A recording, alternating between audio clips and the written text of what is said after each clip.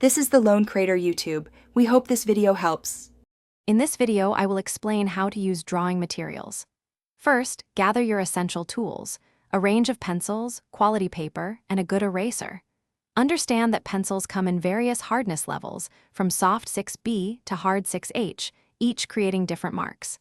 Practice holding your pencil in various ways to achieve different line weights and shading effects. This foundational knowledge is key to starting your artistic journey effectively. Now, let's explore shading. Techniques like cross-hatching, using intersecting lines, and stippling, which uses dots, add incredible texture to your drawings. For smooth transitions, try blending with a tortillon or even a cotton swab.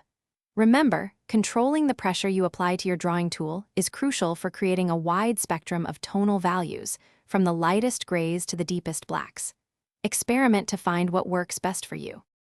Next, let's dive into ink and charcoal. Experiment with different ink pens, from fine liners for precise details to brush pens for expressive strokes.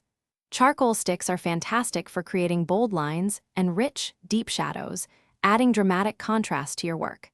After you've finished your charcoal piece, it's important to use a fixative spray to prevent smudging and preserve your artwork for years to come. These mediums offer unique artistic possibilities. Finally, let's talk about maintaining your tools and artwork.